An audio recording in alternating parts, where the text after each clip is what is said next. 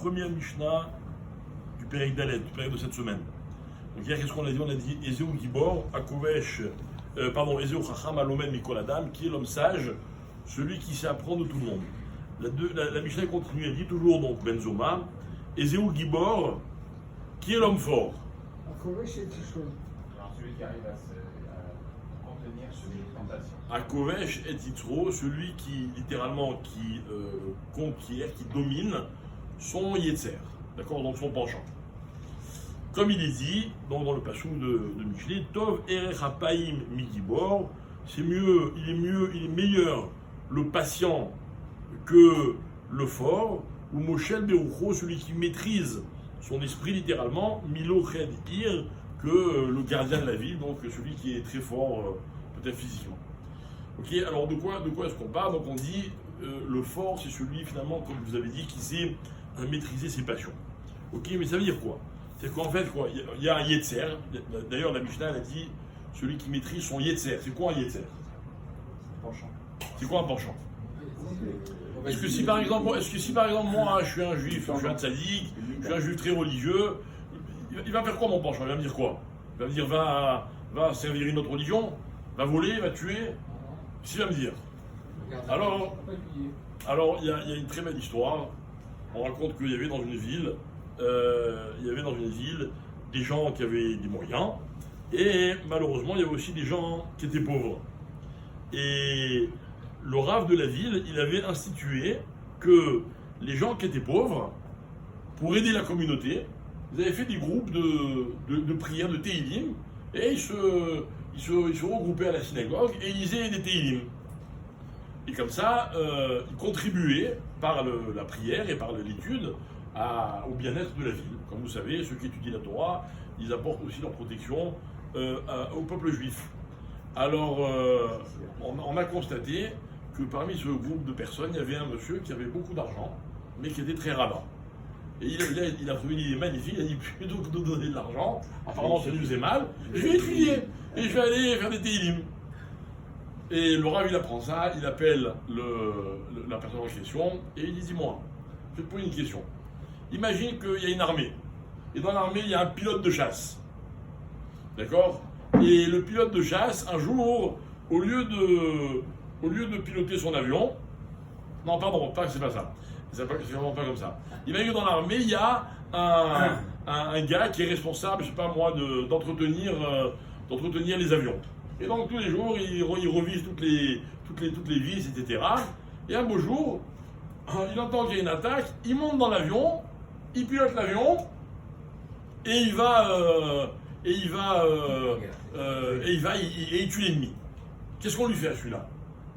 Alors il réfléchit, il dit celui-là, non seulement il ne mérite pas une médaille, mais il mérite d'être puni. Il a quitté son poste. Il est très bien. Et maintenant imagine le contraire. Un type il est pilote de chasse, et au lieu de piloter son avion, il dit attendez, moi, je vais vous réparer vos avions, il fait un petit travail beaucoup moins important, mais grâce à lui, les pilotes ils vont gagner la guerre.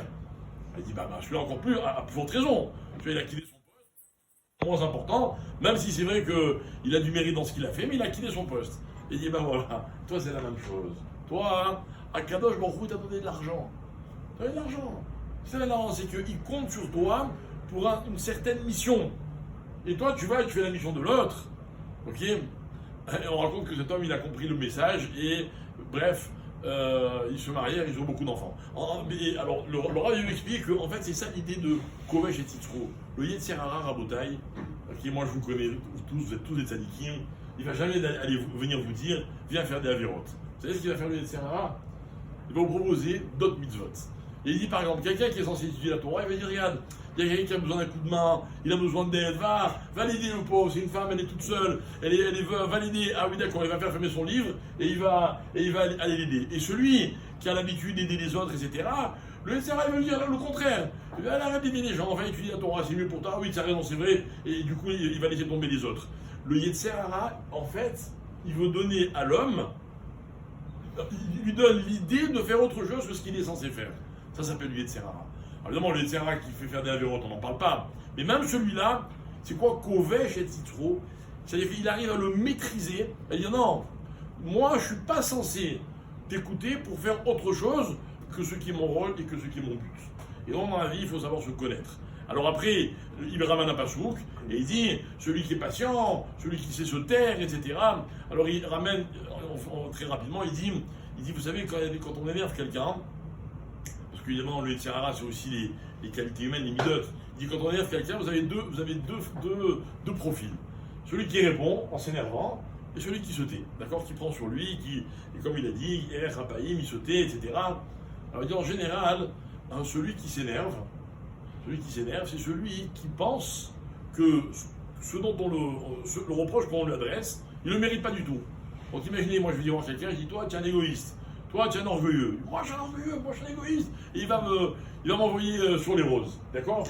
Il a une telle opinion de lui qu'il n'imagine même pas que le reproche qu'on lui fait, ça peut être un reproche justifié. Celui qui se tait, en fait, pourquoi il se tait? Et vraiment il dit psychologiquement, si on creuse, etc., il dit en fait celui qui se dit, mais peut-être il a raison finalement. Peut-être que c'est vrai que dans ce domaine-là, je dois le travailler. Et en fait, celui qui sait se travailler dans les domaines, en d'autres termes, en quelque sorte, qu'on lui met sous le nez, en fait, celui-là, il sait maîtriser son Yetzer Hara. Parce que le Yetzer Hara de la personne, c'est d'avoir souvent une autre opinion de soi-même. Alors moi, j'ai pas besoin de travailler, moi je suis bien comme je suis, moi on va pas apprendre comment il faut faire telle mitzvah ou comment faire telle chose. Mais rappelez-vous, l'enchaînement de la Mishnah. La première partie de la Mishnah, c'était quoi? Qui est le sage? Celui qui apprend de tout homme. Maintenant il vient et il complète. Et il dit en fait, savoir apprendre de tout homme, c'est aussi être fort. Pourquoi? Parce que quand on t'adresse un reproche, dis-toi, tiens, peut-être qu'il y a un message qui m'est vraiment destiné. Et du coup, je vais être à l'écoute. Donc qu'est-ce que je vais faire? Je vais travailler mes midotes, je vais maîtriser mes instincts, genre de vouloir répondre, etc.